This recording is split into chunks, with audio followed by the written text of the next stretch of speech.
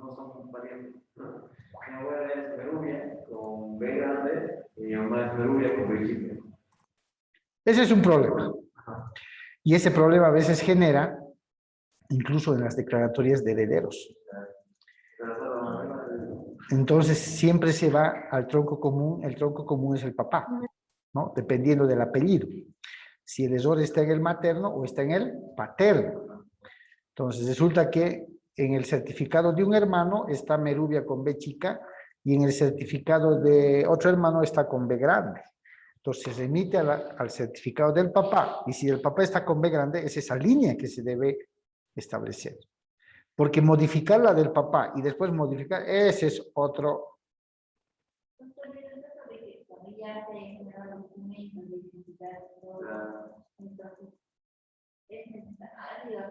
Sí.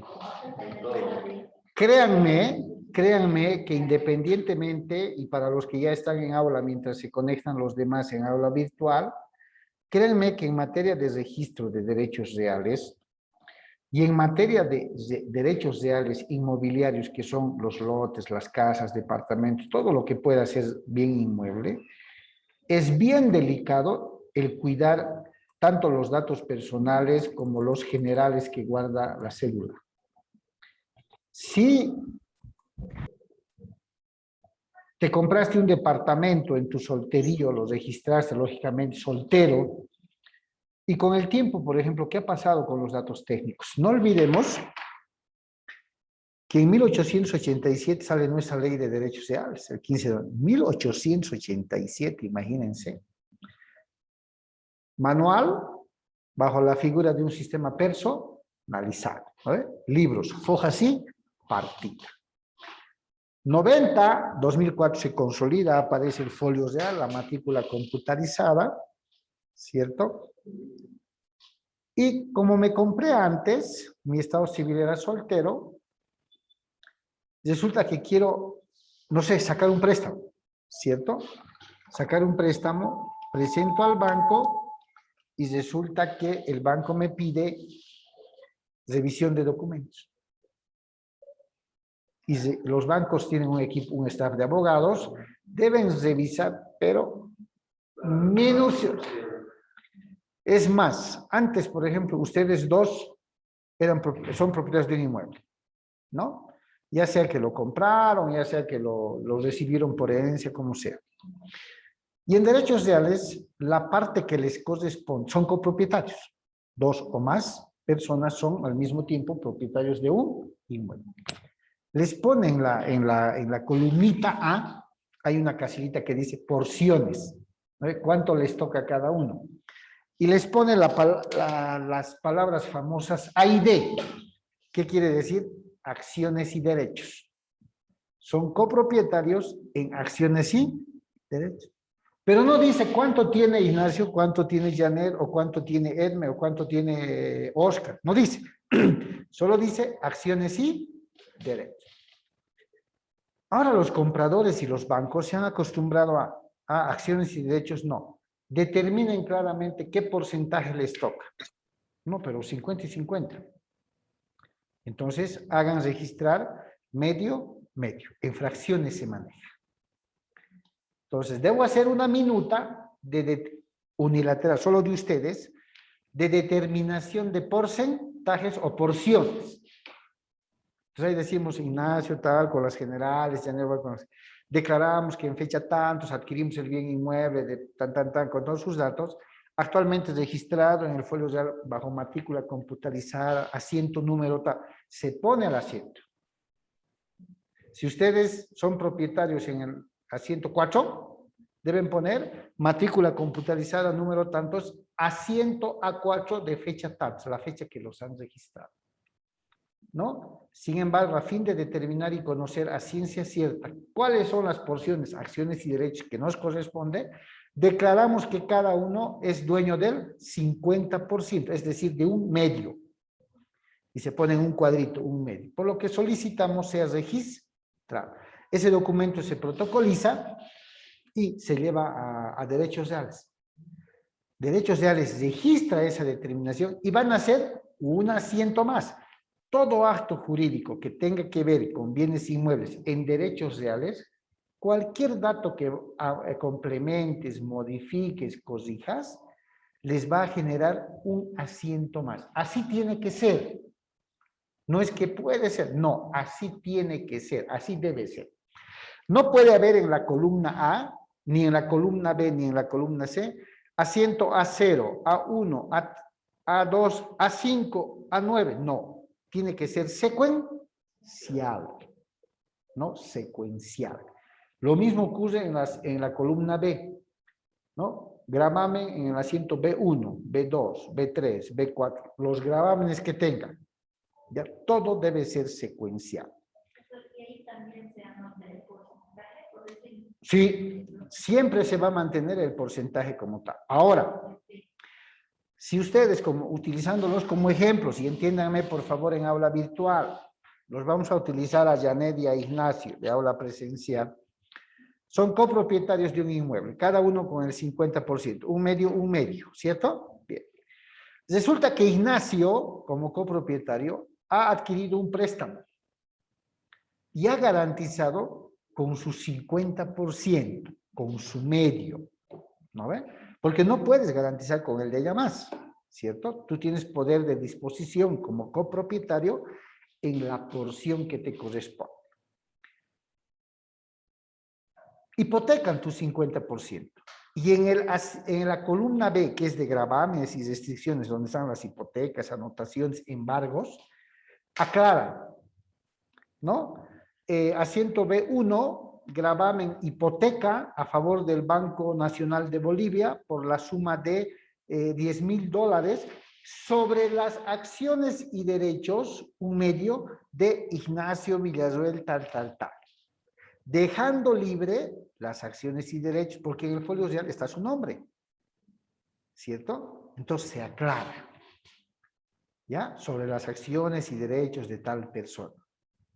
El juez mismo en procesos de ejecución, yo le pido al juez y le digo, señor juez, en vista de que el señor Ignacio Villarroel no ha cumplido con la obligación, ¿no?, asumida, solicito se ordene a derechos reales hipoteque, ¿no?, las acciones y derechos que tuviere sobre este bien con el que ha garantizado.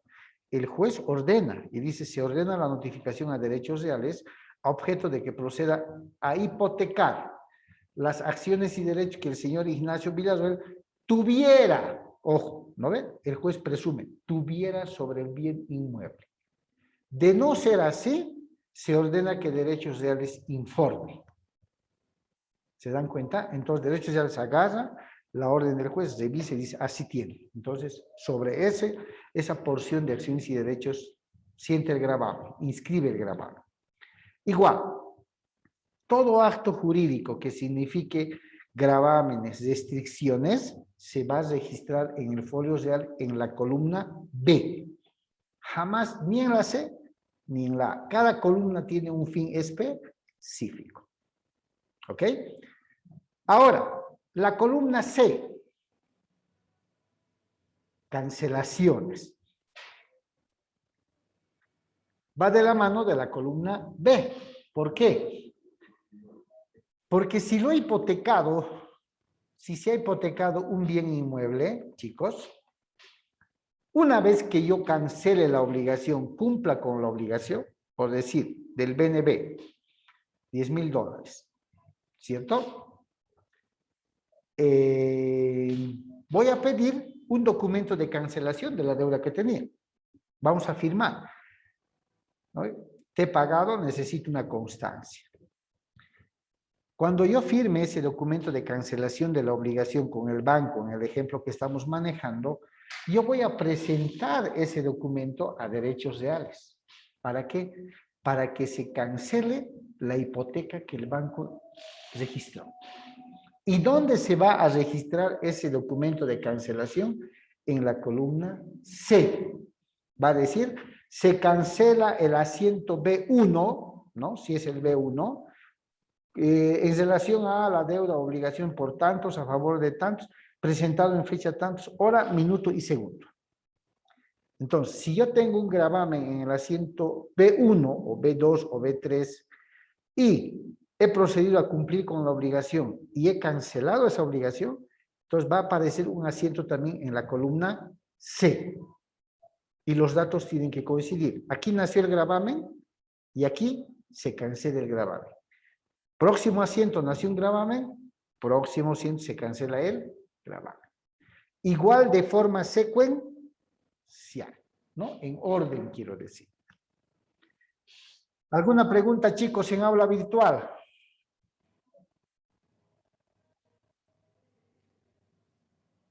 ¿O está claro?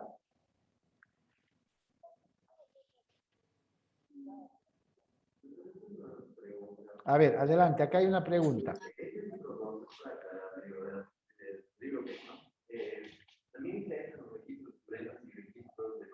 Sí, por eso, todo lo que sea derecho propietario, nunca se olvide. Datos personales generales de ley del propietario, asiento A o columna A.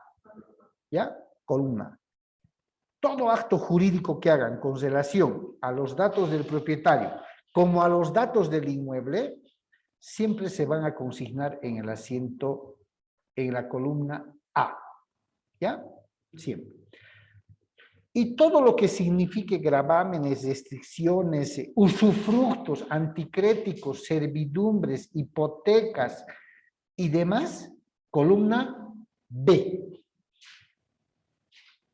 Y cuando yo pague esas hipotecas, esas obligaciones, se cancela el usufructo, se termina la servidumbre, esos asientos en la columna B van a ser cancelados en la columna C, que debe guardar una secuencia en los asientos, jamás brincar. Debe haber secuencia A, secuencia B.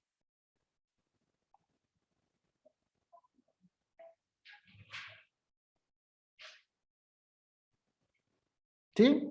¿Está claro? ¿Alguien con alguna duda en aula virtual? ¿O nadie? No, licenciado, ninguna duda. Ya, está claro, ¿cierto? Juan Carlos, adelante, levantó la mano. Buenas noches, Lice. En caso de un menor de edad, cuando quiera comprar su padre un bien, ¿cómo se registra? Allá, muy bien. Suele pasar que yo, papá, he tomado la decisión de comprar un inmueble, pero no quiero que se registre a mi nombre, ¿cierto? Quiero que se registre a nombre de mi hijo, el cual, o hija, ¿no?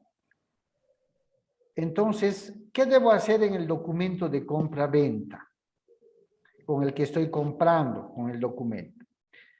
Como mi hijo es menor de edad, y ustedes saben bien y han visto en derechos reales, que los menores de edad no tienen capacidad jurídica, ¿cierto? No tienen. Si no tienen capacidad jurídica, no pueden contraer obligaciones. Resumen, no pueden firmar ningún contrato. Pero sí pueden ser portadores de un derecho, ¿no ve? Cuando nacemos, tenemos los derechos adquiridos de goce, ¿no ve? Todo es gozar. Derecho al nombre, derecho a la familia, derecho al colegio, derecho a alimentarme, derecho a la ropa, ¿no? Exigimos, ¿para qué me has traído al mundo? Dame, dame, dame.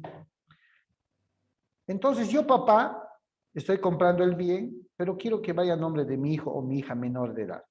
En el documento yo firmo como comprador, ¿no? Osman Orellana, con las generales de ley, denominado el comprador. Y en una cláusula aclaro que si bien mi persona es el comprador y es el que está cancelando el precio del bien inmueble, ¿sí?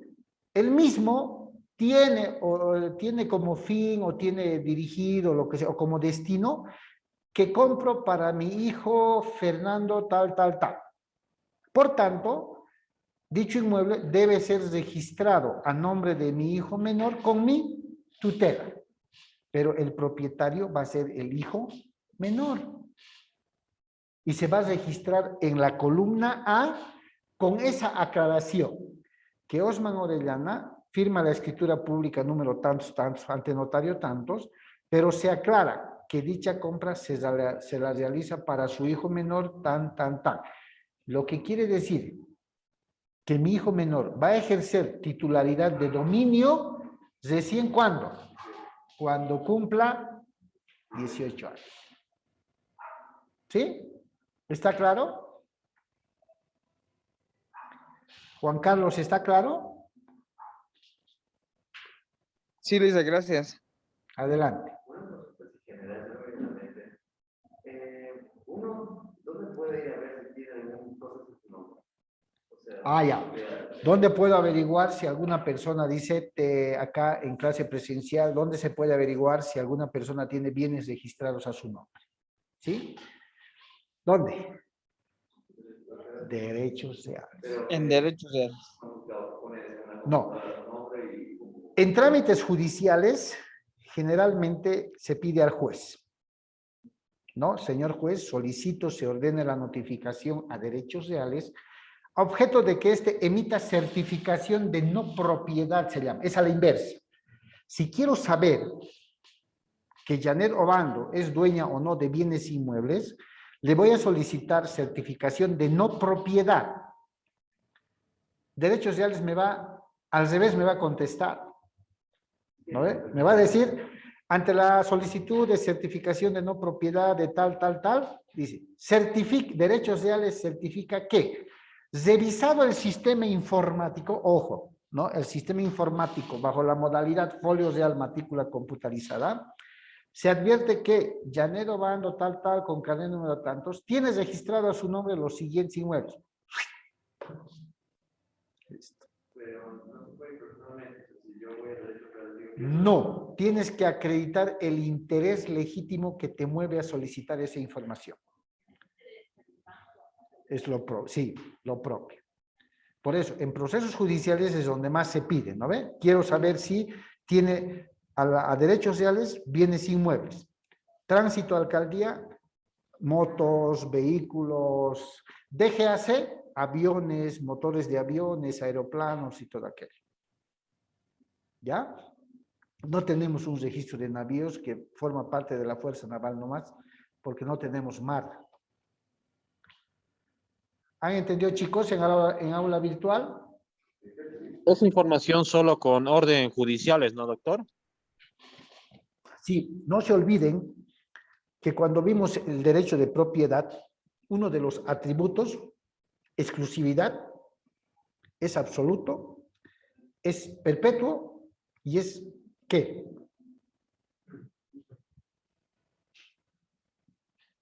Personalísimo.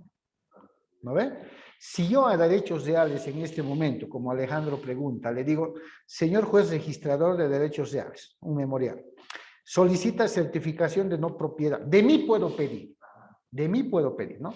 Solicita certificación de no propiedad, mis datos generales, ¿no? En virtud a que el señor Ignacio Villarruel tiene cuentas pendientes conmigo, consistentes en obligaciones pecuniarias que ascienden a la suma de $90,000, a efectos de proceder con la verificación de la existencia de bienes inmuebles que tuviera registrado en derechos reales, solicito a usted se sirva franquearme certificación de no propiedad de Ignacio Villarruel tal con carnet número tal. ¿Vale? Yo presento. Me va a rechazar. ¿No? Me va a rechazar porque goza de derecho de privacidad. Ah, pero es otra cosa. Que yo le diga al juez, señor juez público en materia civil comercial de la capital, asumamos que quiero iniciar una demanda en contra de Ignacio, pero no tengo el dato de que si tiene lote, casa, departamento para poder brincar a rematar aquello. Hay una figura que se llama diligencias preparatorias de demanda actualmente. En el anterior código se llamaban medidas preparatorias de demanda. Es lo mismo. Le cambié el nombre, diligencia preparatoria. Entonces me dirijo al juez, puedo hacerlo. Y le digo, señor juez, le cuento la historia, ¿no? Resulta que con el señor Ignacio Villarruel suscribí el año tanto un documento de préstamo de dinero, confiando en su buena fe, toda la cháchara. A la fecha no conozco porque pusimos en el contrato con sus bienes habidos y por haber. Así se pone a veces.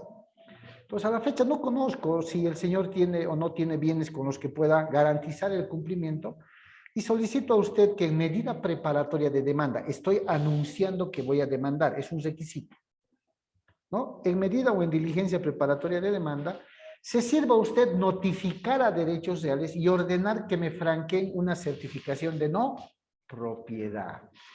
Pues agarra, revisa si es, porque tengo que presentar el documento de préstamo, las pruebas, dice, se admite la solicitud y se ordena la notificación a derechos reales a objeto de que franquee o remita a este despacho una certificación de no propiedad del señor tantos. Entonces yo voy y recojo del juzgado.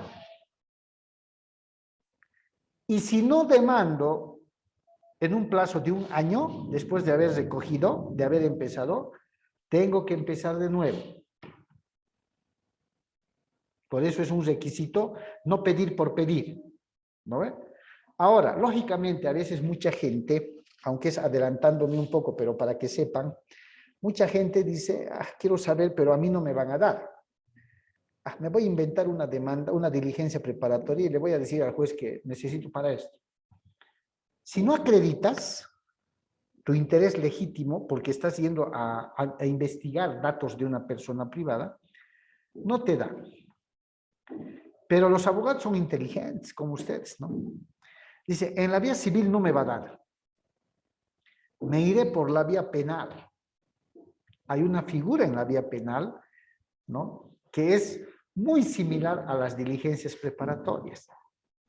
Y puedo decir, ¿no? Puedo decir, señor juez, que por la confianza, la amistad que existía entre el señor Ignacio, en un momento de ofuscación logró sacarme la suma de $10,000, confiando en su buena fe, porque era vecino, amigo, a la fecha desaparecido y debo lamentar haber sido estafado.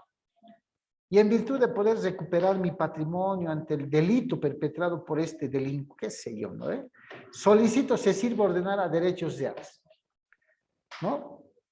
¿Para qué? Para que con ese documento yo pueda accionar el proceso penal contra este señor y lograr el resarcimiento civil o lo que sea. En el penal, como que resulta un poco más fácil. Allá, procédase. Tengo el documento y listo, ¿no? Solo quería saber. Pero que ustedes lo soliciten de manera directa, no les va. Es como el banco. Necesito saber si la señora o señorita Janet Obando tiene cuenta bancaria. Nunca te... A ver, ¿qué Janet es? ¿Sí? Así tiene. Imposible. ¿No ve? Imposible.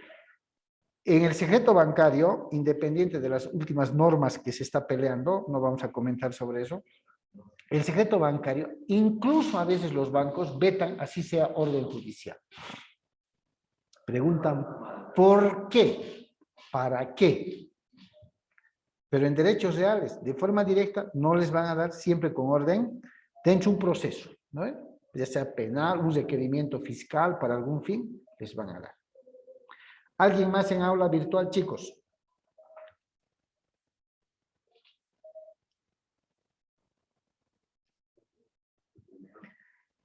¿Está claro, chicos? Sí, doctor, está claro. Sí, licenciado. Ya, muy bien, perfecto. Continuamos entonces.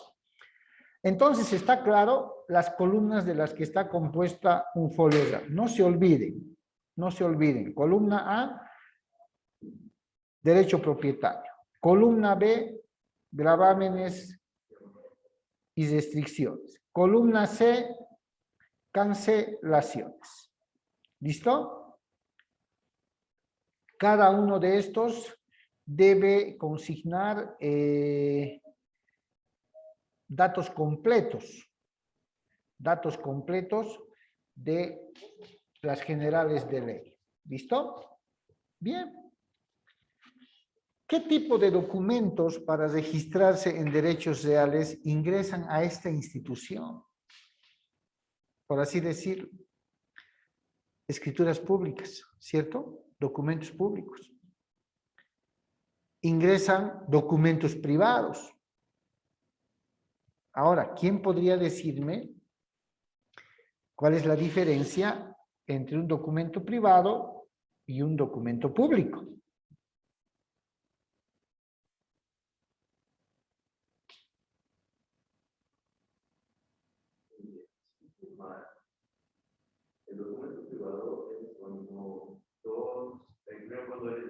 no tiene interés en ese contrato, por decir, ese documento,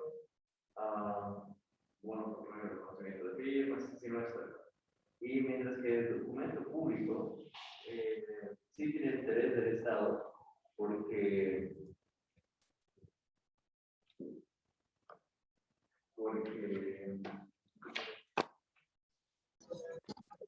sí llegaría a afectar al Estado Doctor, Documento. Ya. Ok, adelante. ¿Quién levantó la mano? el documento privado, la diferencia entre un documento privado y público es que el privado se celebra solamente entre las partes y el público mediante un notario. ¿Estoy bien, doctor? Sí, perfectamente. ¿Alguien más? Silver, adelante. Está correcto lo que dijo la compañera, pero añadiendo eso, podría dar un ejemplo de documento público y uno privado. ¿Ya? Un documento público podría ser el testimonio de constitución de una empresa, ¿Ya? o un documento privado podría ser un contrato de alquiler, ¿no? Porque solamente se celebra entre partes. Muy bien. Muy bien. Doctrinalmente, ¿no? Doctrinalmente, la doctrina del derecho civil en cuanto al documento dice: documento privado es todo aquel suscrito por las partes, sin la intervención de un notario. Documento público es aquel que firman las partes, pero con la concurrencia y participación de un notario de fe pública. Es cierto, ¿cierto? Si un par de personas o más constituidas en partes, por decirles parte vendedora, parte compradora, que no siempre tiene que ser un hito, ¿cierto? Pueden ser 5 compradores y un vendedor, o viceversa. Firman un contrato donde va a intervenir un notario de fe pública, entonces le están dando la calidad de documento público, más si concurren formalidades que se deben cumplir. ¿No ve? Pero si algunas personas firman algún contratito de préstamo, incluidos los alquileres, solo entre ellos, incluso sin la firma del abogado, es un documento privado. ¿Por qué? Porque está suscrito por personas particulares. Eso es lo que dice la doctrina y no está mal. Ya en la hermenéutica del ejercicio profesional, como bien dice Silver, tiene una característica el documento privado, que la diferencia del documento público, ¿cierto? O instrumento público. Resulta que ya en el lado práctico de la vida profesional, reconocemos que el documento privado es aquel suscrito por los sujetos, el mismo que únicamente es sujeto a un reconocimiento de firmas y rúbricas. ¿No ve? Por eso dice la gente, privadito nomás, ¿no ve? Un reconocimiento de firmas. ¿Participa el notario? Claro, da fe de la firma y celebración de ese contrato. ¿Quién hace el contrato? El abogado. ¿No ve? El abogado está sellado por el abogado, pero dice reconocimiento de firmas. Le están dando la calidad de documento privado. Pero resulta que un contrato de anticrético, ¿no? Hecho en formato minuta, debe ser protocolizado, debe ser sometido a un procedimiento formal, debe cumplir muchas formalidades. La minuta de anticrético, el contrato de anticrético que ustedes presenten, se va a quedar con el notario, porque hay un libro de minutas. Esto el notario lo va a registrar. Va a transcribir desde la primera letra hasta las firmas, hasta lo último. Y les va a otorgar, como Silver decía, les va a entregar un testimonio o escritura pública, ¿no? En formulario notarial, con carátula notarial. Fuera de todos los registros que se van a quedar en la notaría. Cumple una serie de formalidades. Tanto documento privado reconocido como documento público tienen el mismo valor legal. Sí, el mismo valor legal, la misma fuerza legal. La forma es lo que los distingue.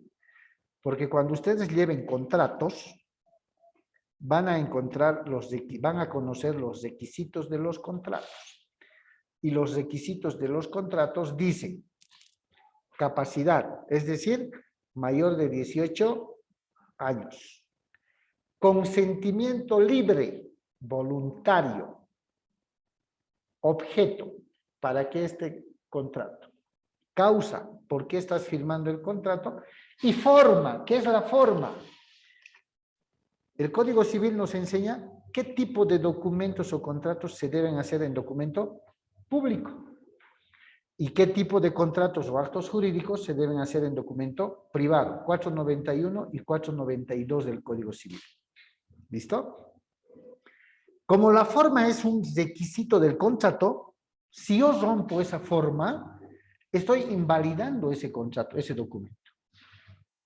¿Cierto? ¿Por qué? Porque no estoy cumpliendo con la forma que me está ordenando la norma. ¿Está claro? Entonces, esa es la diferencia. Como bien decía Ana María, no está mal, perfecto, es un concepto doctrinal, es la base, ¿no? Y como decía Silver, ya viene a ser en el tema de los requisitos y formalidades que se deben cumplir para hablar de documentos privados y documentos públicos. La pregunta es, para aclararla, que ambos tipos de documento, ¿sí?, pueden ser objeto de registro en derechos reales, tratándose lógicamente de bienes. ¿Qué tipo de bienes? Inmuebles. No se olviden, cuidado que esté en el examen, ¿no? No se olviden que en derechos reales se registran únicamente bienes inmuebles, chicos. Cuidado que haya el registro de una aeronave de la empresa BOA. ¿En qué tipo de, en cuál de las columnas debe ser registrada en derechos reales? ¿En la A, en la B o en la C? ¿Cuál sería la respuesta? Tendría que haber una opción que diga ninguna. ¿Está claro? Mucho cuidado. Derechos reales, bienes inmuebles. ¿No? Derechos reales, bienes inmuebles. Tránsito, alcaldía, vehículos motorizados. ¿Cierto? En realidad, el registro de los vehículos lo lleva desde el punto de vista del registro público, tránsito. Y la alcaldía lleva un registro por el RUA, registro único de auto, motor por la parte impositiva. ¿Quién cobra los impuestos sobre propiedad de vehículos? Alcaldía. ¿Quién lleva el registro público de vehículos? Ustedes van y le dan la placa, tal. ¿Cierto? Entonces hay que reconocer la moto, el auto. Ahora nace una pregunta. El otro día me hacía una pregunta un colega y me dice, a ver, te voy a poner la difícil. A ver, ¿cuál? Los autos eléctricos, las motitos eléctricas y las bicicletas eléctricas, que son ciertamente autónomas, ¿no? ¿Deberían ser sujetos de registro en tránsito? Los autos, innegablemente. Las motos, lo propio. Y las bicicletas eléctricas y los scooters. Primero por la seguridad. Para que tengan más seguridad, para, bueno, si hay un registro es más fácil encontrar si se han robado, etc. Es como, han robado mi bici, que dice era fotos, etc. Si hay un registro, está en el registro y ya está. Y también por el hecho de que no va a una velocidad lenta, va más rápido que una bici normal. Y va más rápido que una patineta normal, así que la velocidad que llegan es hasta 40 kilómetros, incluso 60, entonces. A ver, acá uno de los compañeros chicos en aula virtual dice que sí, deben ser sujetos de registro. ¿Qué creen ustedes?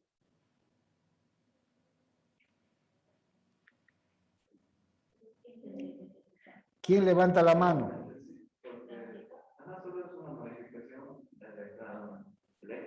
¿Nadie?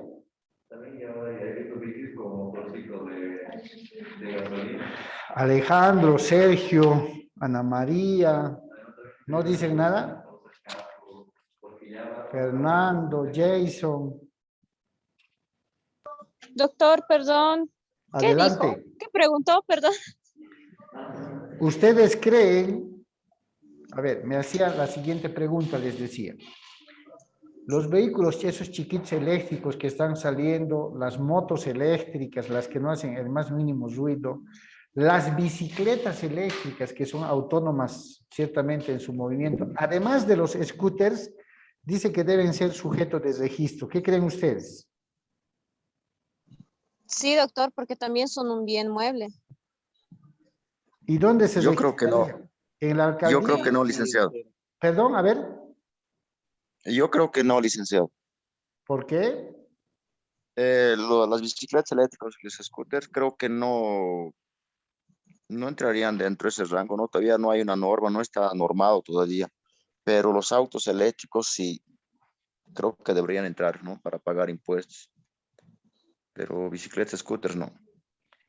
Muy bien. ¿Alguien más? De igual forma, doctor, y de acuerdo con Silver, no entrarían en registro, porque en primer lugar, las bicicletas eléctricas, tanto como scooter, no tienen un número de placa para cual ser registrados. Yo un poco que sin emitir un criterio determinante, porque merecería un análisis, poco que me apoyo en la pregunta o en la cuestionante que se hacía acá a Janet y decía, ¿quién se haría cargo del registro? Porque el registro de bienes muebles como los autos y demás motorizados es una coincidencia recíproca entre tránsito y la alcaldía, ¿no? ¿Quién otorga la placa, tránsito o la alcaldía? La alcaldía. El RUA lo maneja la alcaldía. El registro público de vehículos lo maneja tránsito, tiene una división especializada, registro vehículos, ¿no? Entonces, yo creo que hay varios aspectos que se tendrían que tomar en cuenta para poder, y además, legalizar el procedimiento, ¿cierto? Incorporarlos. El Código de Tránsito establece en parte el tema del registro de vehículos motorizados, de 2 ruedas, de 4, como sea, o más, ¿cierto? Entonces es un tema, incluso me nacía la idea, hablando con este colega, y decía, es un tema de tesis. Podría ser implementación, complementación o proyecto de ley de, ¿no ve? Exactamente. Entonces, pero habría que tomar muchos factores. No sé, ahorita se me ocurre el nivel de contaminación, el nivel de esto, el peligro que significa para los peatones, o sea, N, ¿no? Pero es un tema interesante, porque de aquí a un, no sé, si una década, 2 décadas o menos, vamos a ver autos voladores. Ya hay, ¿cierto? Pero bueno, Y doctor, una consulta. ¿algún criterio más, chicos? Doctor, una consulta. A ver, Al momento, digamos, de que por algún motivo llegas a registrar lo que son las bicicletas eléctricas y los scooters mediante lo que es la ley y demás normativas, pasarían a estar sujetos a lo que son los impuestos, ¿no, doctor? definitivamente, no solo impuestos, ¿no? Seguramente también el SOAT, algún otro seguro, ¿no? O sea, por eso. Hay que ver desde muchos puntos de vista, ¿cierto? Pero no deja de ser interesante porque sería modernizar y actualizar una norma. Si ustedes ven el código de tránsito, es antigua.